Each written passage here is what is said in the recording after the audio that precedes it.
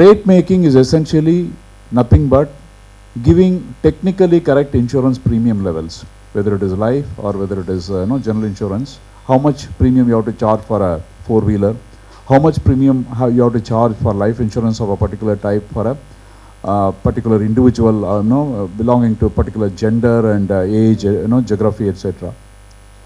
So when market forces make sure that demand and supply equilibrium happens in pricing, but at the same time the regulatory compulsion, the necessity to provide benefits to the investor, shareholders, all these have to ensure that the insurance company is surviving, is capable of financially discharging its obligations to the policyholders, and have a long-term view.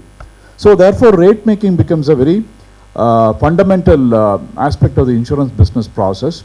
Rate making, of course, depends upon very many parameters like the demography, the type of natural catastrophes which happen in a country, etc. So in our country, maybe rate making used to happen in general insurance through what is called the Tariff Advisory Committee, which was liquidated about 7 or 8 years back, because the market was opened up and it was supposed to be a free market. So on that basis, each country has more or less a liberal market, a free pricing market. In fact, Malaysia was the last in Asia to come out of what is called the tariff-based pricing for insurance.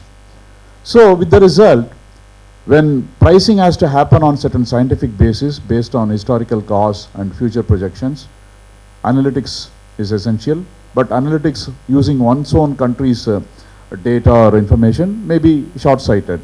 That is why Japan took the lead, Korea followed, and then later the Malaysia and Taiwan also followed. And as of now, there are 7 members in the Insurance Information and Rate Making Forum of Asia: Japan, Korea, Taiwan, Malaysia, and we have Thailand. We joined IIB, which is promoted by IRDA for insurance analytics in the country. We joined, we became a member of the IRFA sometime in 2013. And later, the year before last, China joined. And we have one more member waiting to join, which is Indonesia. There are a lot of other countries like Mongolia, Cambodia, Vietnam.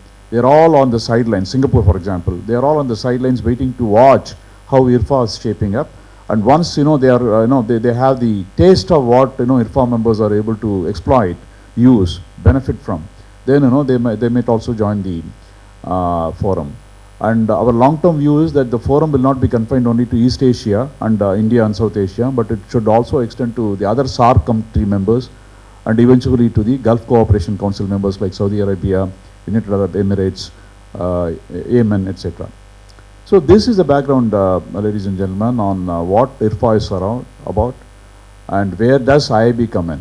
Now, coming to the event as such, IRFA members, 7 as of now and 8 in a quick time, they all meet once in a year, host a convention once in a year by turns. The first year it happened in Japan, it was followed by Korea, then it was followed by Taiwan, last year it was in Malaysia. And this year, ladies and gentlemen, this was supposed to happen in Thailand.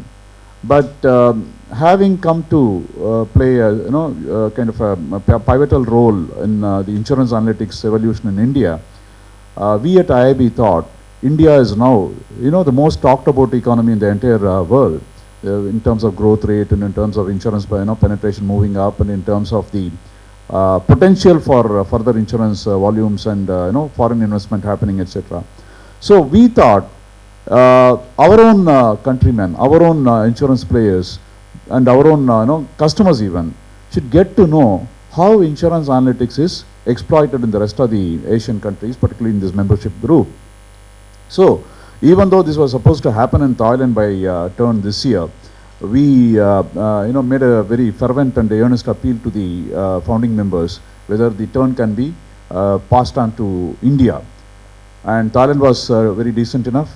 They were generous enough to say that yes, no, you take this year and then we will try to do it the next year. That is 2017 will happen in Bangkok.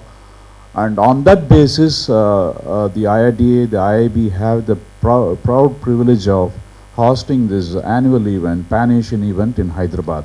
Hyderabad in particular because the regulatory seat is here, and moreover, Hyderabad is a high-tech area because analytics requires a good combination of domain knowledge, the data science, and then more than anything, the technology platform to work upon.